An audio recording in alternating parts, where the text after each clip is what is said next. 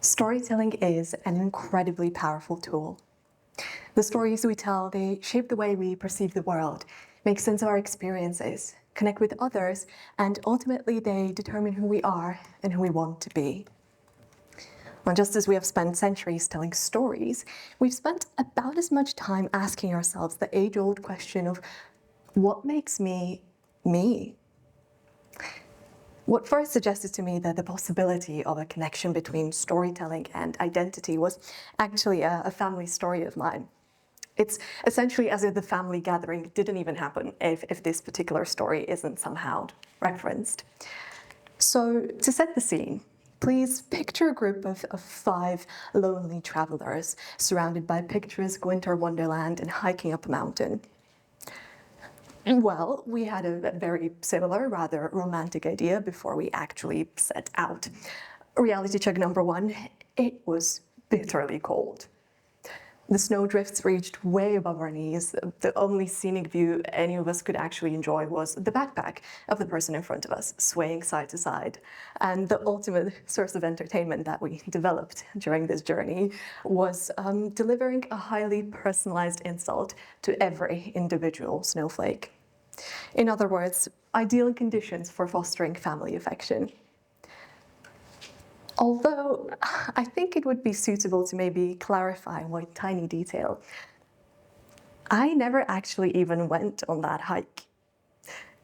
Regardless of how maybe insignificant or uneventful or ordinary the story may appear, it really did set this light-hearted tone that now defines my family in a very curious way.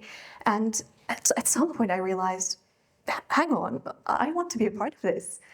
I want to be a character in this famous tale, not just to have a justification for my distaste for temperatures below 10 degrees, but mainly because I identify with its message. The message of if you are to trudge up a hill, be it a metaphorical or a literal one, you might as well do it in good company, right? And I think I would like you to think of a story as well. A story that in one way or another shaped a particular aspect of you, the person who is sitting in this room at this very moment. It may also be a family story that you may or may not have participated in, a TV show you love, or it's simply a fairy tale your grandma read to you when you were little. A story that shaped you. I'll give you a couple of moments to maybe let that sink in. And with that story in mind, I would like to invite you on a little existential quest of letting ourselves be fascinated by our perseverant attempts at figuring out who we really are, and the rather unexpected role that storytelling can play in our understanding of the self. So, what makes me me? What is it that defines me? I'm sure that many of us in this room are no strangers to such questions, and what I realized that, if anything, they're incredibly normal, more normal than we perhaps realize or imagine. If I am to cast my mind a few years back, I must admit I find it somehow hard to believe that the girl I encounter there and my current self are in fact somehow one and the same person. I mean, yes, both of us very much equally, I don't know, don't really appreciate the taste of boiled carrots, but in many other respects, maybe the more quote-unquote significant ones, we could hardly be more different. Well, either way, it appears that at a certain point in time, she was the most authentic version of me, a version I'm now barely recognizing. That can be quite an unnerving thought, right? Well, this brings us to a crossroad, as the question, as I decided to title it, branches out into 2 paths available for us to pursue. The first one asks the question of, okay, what makes me the same person over time?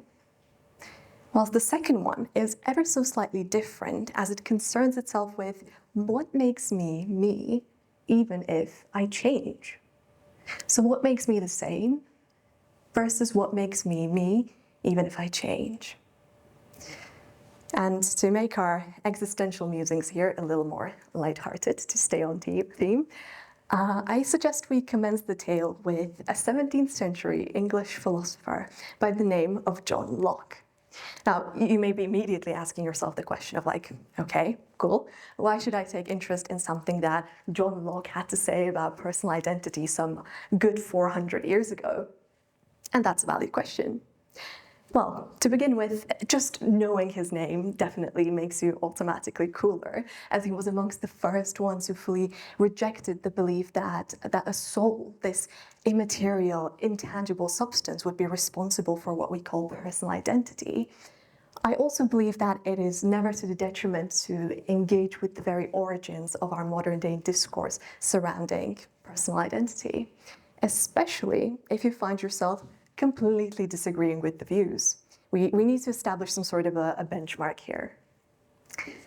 John Locke introduced a major plot twist of an idea when he said, okay, guys, you're actually not your soul. Scrap that. You are your memory. Okay, it is possible that he said something more along the lines of identity being a matter of psychological continuity founded on consciousness.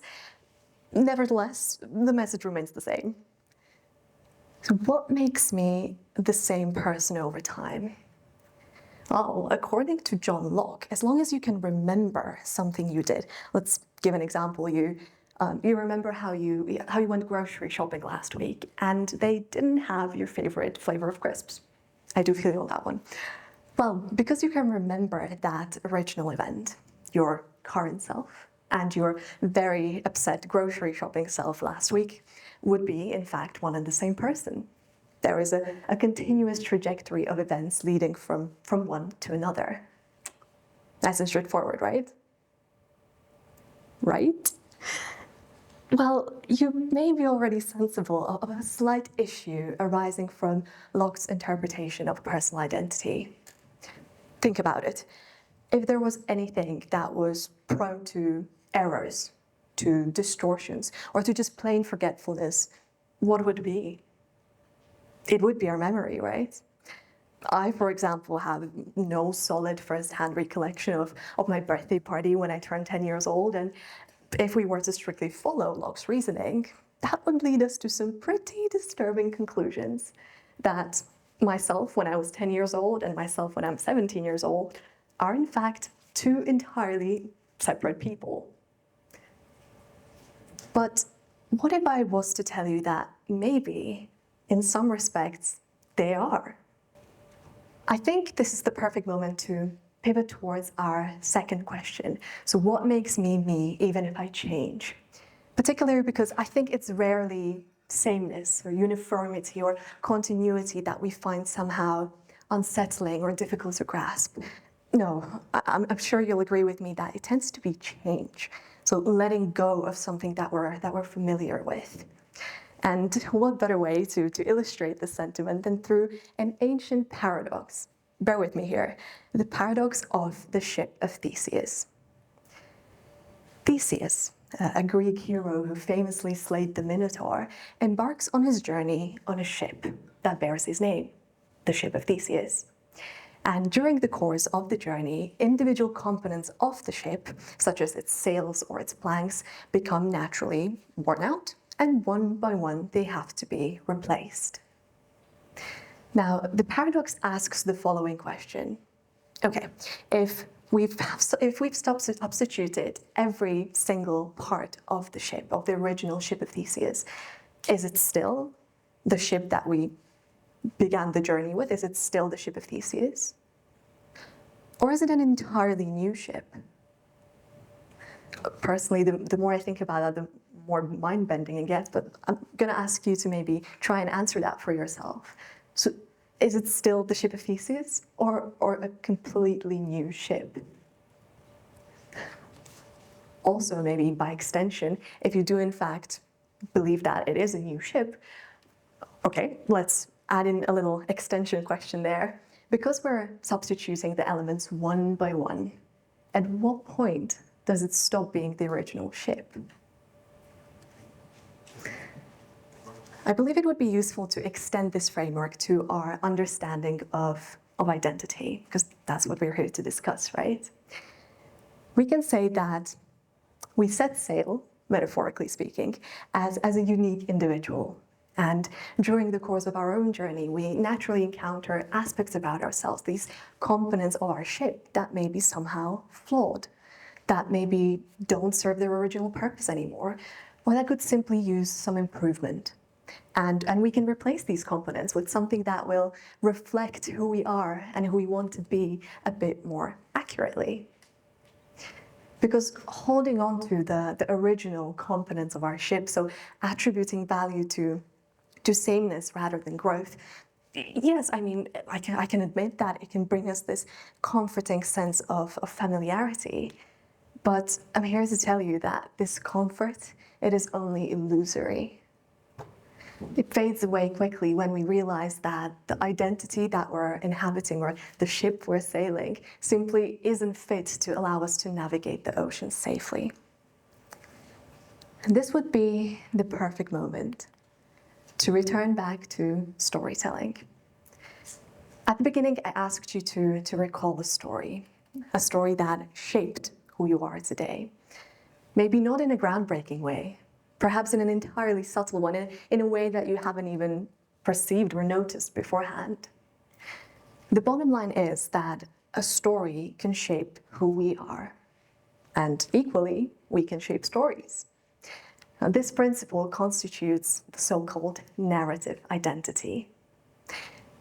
Now, the narrative identity doesn't entirely disregard this concept of continuity over time, as we've seen before. After all, even stories are, in fact, continuous narratives. But instead, what the narrative identity does, or what it can do for us, is that it combines this continuity with another key aspect of our identity, which is selfhood. Selfhood is our capacity for transformation and self-reinterpretation, and that, I think, is the most important thing of all. After all, undergoing this essential character development, so growing into and out of habits, beliefs, and relationships, doesn't mean you're inherently losing yourself in the process. Exchanging a sail doesn't mean sacrificing the entire ship. Ultimately, an identity doesn't have to be something you possess. It can be something you tell, just as you tell a story. And I believe that's an incredibly empowering way to think about it, because what does that mean? Well, it means that you have the opportunity to create a story that is entirely your own. You're also the narrator with the ability, as well as responsibility, to keep on crafting and reinventing and reimagining yourself at all times. You are the main protagonist with an entirely unique and compelling voice. And so my question stands: who, if not you, should tell your story? And who, if not you, should determine who you are and who you want to be? And at the end, I have a favor to ask of you. Please never ever stop asking yourself the question of what makes me me, or what makes you you? And mainly, don't be afraid to exchange a sail on your ship. Because at the end of the day, you can reach the harbor and still be the Ship of Theseus, but with the added value of having a wonderful story to share. Thank you.